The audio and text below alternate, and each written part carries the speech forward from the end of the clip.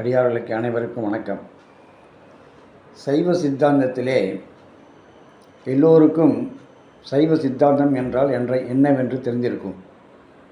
அடியேன் அதில் ஒரு சிறு புதிய விளக்கத்தை தெளிவுபடுத்த விரும்புகின்றேன். சை என்றால் சுத்தம் என்ற ஒரு பொருளும் உண்டு. வா என்றால் எல்லோருக்கும் தெரியும், திருவருள். இம் என்பது அதை உறுதிப்படுத்துவது. திருவருள் மூலமாக நம்முடைய ஆன்மாவை சுத்தப்படுத்துவதை உறுதிப்படுத்துவது தான் சைவம் என்று பொருள் என்று திருவருள் அடியேனுக்கு கூட்டியுள்ளது. இந்த விளக்கம் நம்ம சைவ சித்தாந்த சாஸ்திரங்களிலோ திருமுறைகளிலோ இல்லாத ஒன்றாகும். இந்த விளக்கத்தை மறுப்பவர்கள் யாராவது இருந்தால் தாராளமாக மறுத்து சொல்லலாம். ஆனால் அதற்குரிய விளக்கத்துடன் கூற வேண்டும். அடுத்தபடியாக இந்த சைவ சித்தாந்தத்திலே பொதுவாக வரக்கூடிய பொருள் என்னவென்றால்,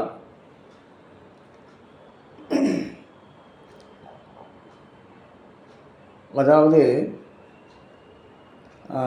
மாயை என்பது மாயையும் மலங்களும் அனாதியாக உள்ளது என்று ஒரு சொற்றொடர் வரும். இந்த அனாதி என்பதன் பொருள் என்ன? அனாதி என்றால் எங்கே உள்ளது?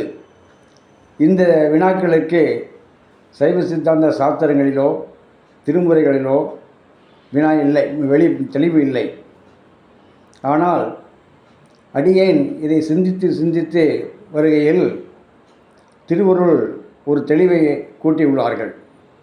அது என்னவென்றால், திருவாசகத்திலே அண்டப்பது என்ற பதிகத்திலே அவர்கள் கூறியிருப்பார்கள், எல்லாமே இந்த அண்டம் முழுவதும் இறைவனால் ஏற்படுத்தப்பட்டது. அண்டங்கள் பலவாக உள்ளது. அத்தனை அண்டங்களுக்கும் அதிபதி சிவன் ஒருவரே என்ற மாதிரி ஒரு கருத்து வரும். அண்டம் என்பது என்ன?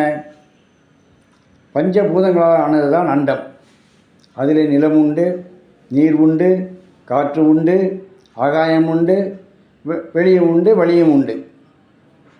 ஆகவே இந்த பஞ்சபூதங்கள் தான் அனாதி என்று நாம் குறிப்பிடுகிறோம். நம்முடைய ஆன்மா எங்கே இருக்கிறது? மாயை எங்கே இருக்கிறது? அனாதியாக இருந்தது என்று சொல்வார்கள்.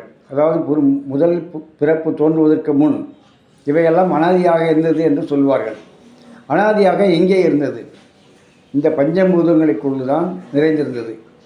ஆகவே பஞ்சபூதங்களைத்தான் அனாதி என்று கருத வேண்டி உள்ளது. இந்த விளக்கம் இன்றைய அளவு போதும் என்று கருதுகிறேன். அடுத்து மேலும் இவ்வாறு புதிய விளக்கங்களை அறிவோம்.